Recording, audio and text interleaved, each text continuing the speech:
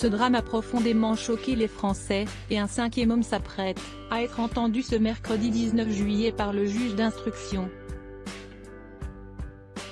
Il s'agit du carnage qui a coûté la vie à Kevin Trompa et Leslie Hurlbeck, retrouvés les 3 et 4 mars 2023, après plusieurs mois de recherche et une disparition qui remonte à la nuit du 25 au 26 novembre 2022. Cet homme c'est le cas, désigné par Tom Trouillet.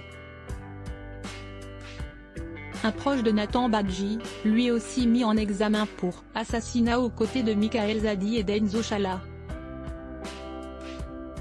Un nom tout droit sorti d'un film de Tarantino, qui est en réalité un jeune homme de 24 ans, né à Caen, qui bosse comme veilleur de nuit au Havre et serait fabricant de bombes artisanales, capable de manier les explosifs et présent durant la guerre en Ukraine, rapporte Le Parisien.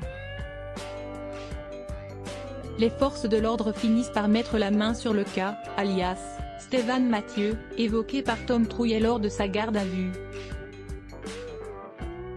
Un jeune homme intelligent, né à Caen en janvier 1999.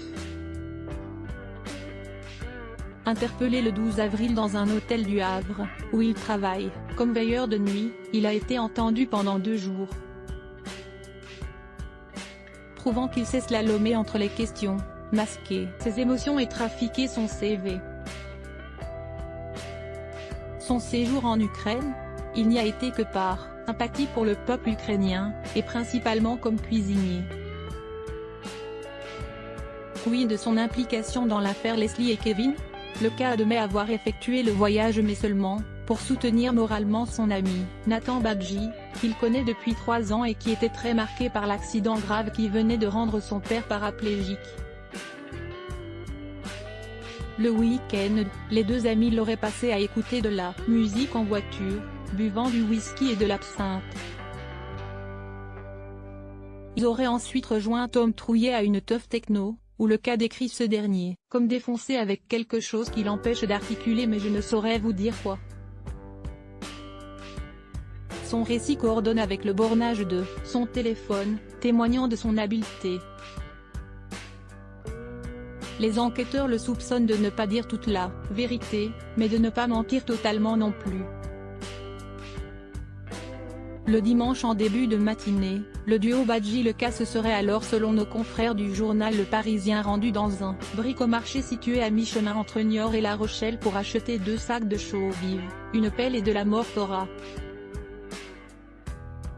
Les enquêteurs ont ainsi bien du mal à ne pas relier cette liste de courses à la volonté de faire disparaître les corps de Leslie et Kevin, ainsi qu'empoisonner le chien de Leslie, Onyx.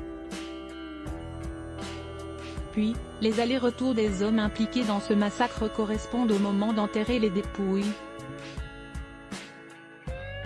Sur le terrain situé sur la commune de Magny, Deux-Sèvres, dans le Marais poitevin. Après avoir évité les questions des gendarmes, pendant 2 jours, Stéphane Mathieu a été mis en examen pour enlèvement et séquestration, recel de cadavres et modification de l'état des lieux d'un crime. Le cas a finalement reconnu son implication dans des faits de recel de cadavres et modification d'une scène de crime, devant le juge. Il conteste en revanche toute participation à l'opération d'enlèvement et de séquestration.